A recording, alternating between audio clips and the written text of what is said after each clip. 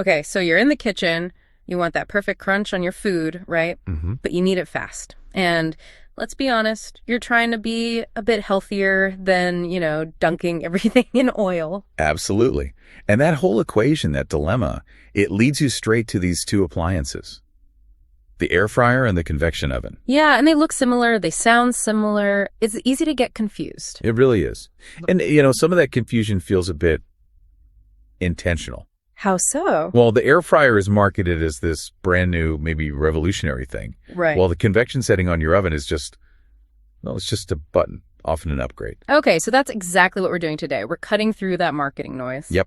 Getting down to the brass tacks, the technology, the actual physics, how they really perform, the efficiency numbers. Our mission here is simple.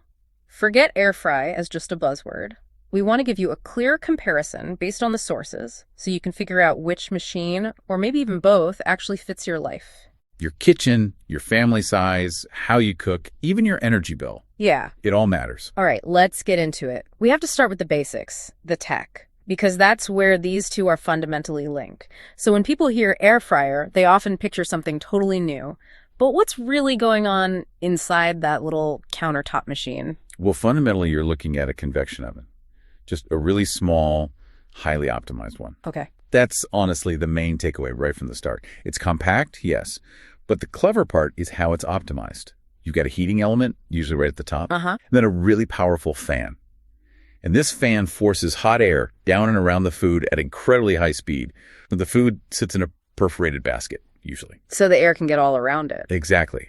That small space combined with the sheer speed of the air circulation that gives you that intense, super fast heat transfer. So, okay, the air fryer is like the souped up compact version. What defines the standard convection oven then, the bigger one? Right. So a convection oven, whether it's the big one built into your kitchen wall or maybe a larger countertop model, it works on the same principle. Fan and heat. Fan and heat, yeah. And usually an exhaust system, too, to keep the air moving. But it's circulating that hot air in a much, much bigger space, sometimes over multiple racks. And the main goal there isn't necessarily speed, but uniformity, evenness. Those annoying hot spots you get in a regular conventional oven where one corner burns before the middle is cooked. Oh, yeah. The bane of my baking existence. Exactly. Convection ovens use that moving air to smooth out those temperature differences. A conventional oven just relies on radiant heat, kind of bouncing off the walls, slower, less even. So it's fascinating, really. They're not actually rivals in how they work at the core. Not at all. They're just using the same physics, moving hot air at very different scales and maybe slightly different priorities. Precisely. Both use forced air, convection, to cook faster and more evenly than ovens without fans. The air fryer just pushes that principle to the extreme in a small space. That rapid air movement dries out the surface super fast. And that gives you the crispiness everyone loves. That's the key to the crunch. All right, let's tackle the big one. Health. That's the main pitch for air fryers, right? Healthy air frying. Definitely. And compared to traditional deep frying, submerging food in hot oil, both air fryers and convection ovens are clearly a huge step up. But how much oil are we really talking about saving? Is it significant? Oh, it's very significant. The data we looked at shows air fryers usually need maybe 1 or 2 tablespoons of oil to get things crispy. Sometimes none at all if the food's already got some fat, like chicken wings. Right. Compare that to cups and cups of oil for deep frying. That tiny amount of oil can slash the fat content by like 70, even 80%. Wow. And convection ovens, can they do that too? Yeah, pretty much. When you're roasting vegetables or meats in a convection oven, you're generally using minimal oil anyway, so they offer very similar low oil benefits for those kind of cooking tasks. Okay, and they both cook faster. We established that. Does that speed actually help keep more nutrients in the food? There's a suggestion it might, yeah.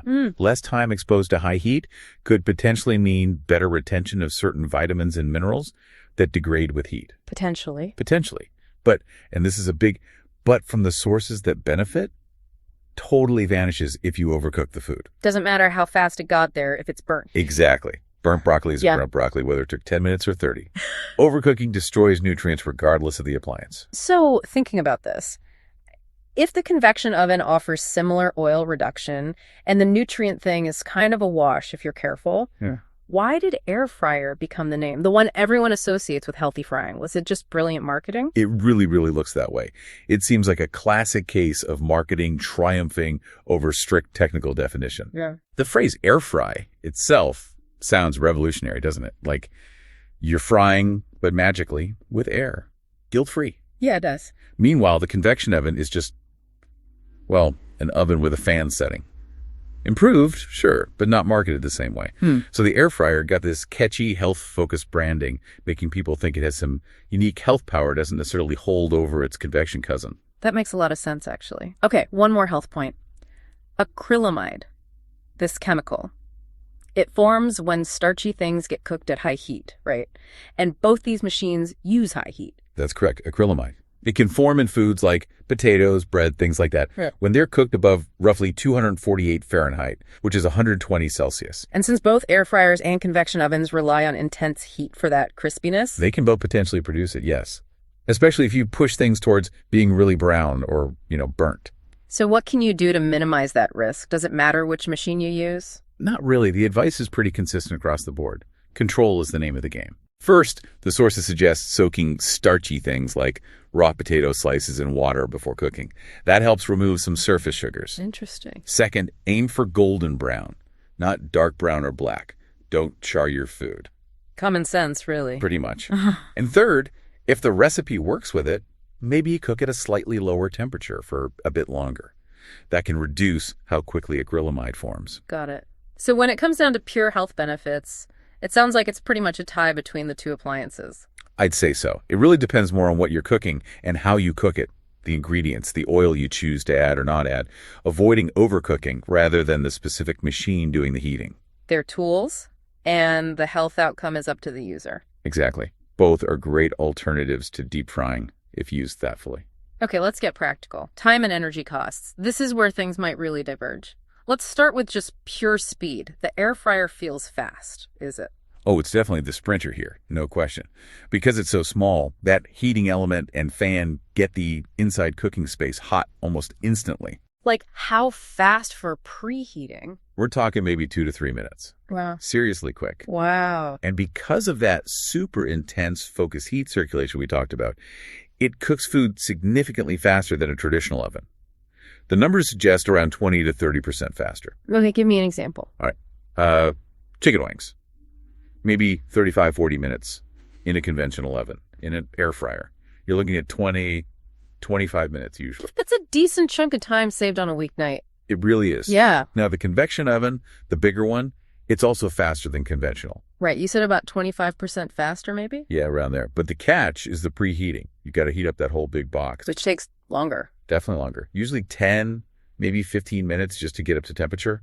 So for a small, quick job, the air fryer wins on total time, from switch on to food ready. Okay, time is one thing. What about energy? The power draw. This feels like where the size difference must really show up. Oh, it's a huge difference. Massive. Air fryers are, well, remarkably energy efficient because they're heating such a small volume. What kind of wattage are we talking? Typically somewhere between 800 and maybe 1500 watts, which means like running it for half an hour might only use 0.5 to 0.8 kilowatt hours of electricity.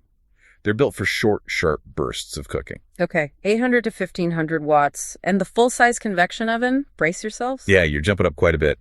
A full-size built-in convection oven can pull anywhere from 2,000 to even 5,000 watts. Whoa. Even the larger countertop convection ovens, the ones bigger than an air fryer but smaller than a built-in, they usually sit around 1,500 to 2,500 watts. So for that same half-hour cooking session? You could easily use 1.5 to 2.5 kilowatt hours in the big oven. Significantly more energy. That difference is really stark. I mean, up to 50% less energy for the air fryer on small tasks seems like a slam dunk. Air fryer is the efficiency champion, right? These are small portions. Absolutely. Unbeatable.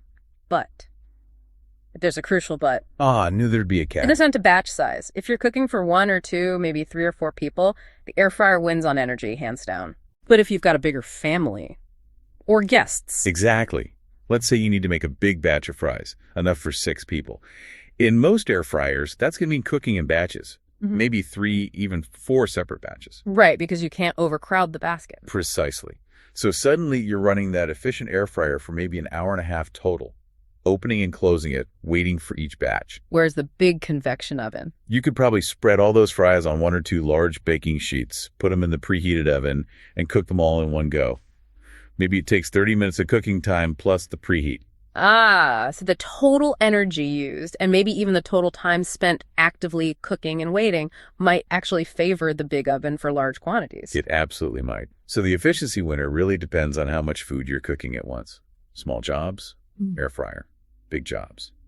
Convection oven might pull ahead overall. That capacity issue is probably the single biggest complaint about air fryers, isn't it? Just how small are they typically? They do vary, but most common ones are somewhere in the 2-quart to maybe 10-quart range. Yeah. And remember, you can't fill that volume completely. Right, air needs to circulate. Exactly. So realistically, they're great for 1 or 2 servings. Okay. For 3 or 4. But if you're trying to cook, say, a main protein and a side of veggies for a family of 5. You're doing shifts, cooking in batches. You're definitely cooking in batches, which takes time and planning. Whereas the convection oven, the full-size one especially, that's built for volume. Absolutely. We're talking 3 to 5 cubic feet of space inside. That's essential if you want to roast a whole turkey, a large cut of beef, or just cook multiple sheet pans of food simultaneously for a crowd. So capacity is really the dividing line for practicality in many households. It's often the deciding factor, yeah. Speed is great, but sometimes you just need space. Now, because both of these use that powerful circulating heat, you can't just use a standard recipe temperature, right? You mentioned adjusting down. Why exactly is that necessary again? It's all about how efficiently the heat gets to the food. In a regular oven, a lot of the heat is just radiant heat bouncing around. It's slower. Okay. With convection, that fan is actively blowing the hot air directly onto the food's surface. It's like the difference between standing in the sun versus standing in a hot wind. The wind strips heat away, or in this case, transfers heat to the food much faster. So the outside cooks way faster if you don't adjust? Exactly. You'll get burnt outsides and undercooked insides if you just use the standard temp. So to compensate for that super efficient heat transfer, you need to turn the temperature down. And the rule of thumb is? The general rule for both air fryers and convection ovens is to reduce the recipe temperature by about 25 degrees Fahrenheit, which is roughly 15 degrees Celsius. Okay, 25 degrees lower. And for the air fryer, because it's so intense. You also need to check for doneness significantly earlier. The recommendation is usually around 20% sooner than the original recipe time. Don't just set it and forget it based on the old time. Right, so let's translate that. If a recipe says 400 Fahrenheit,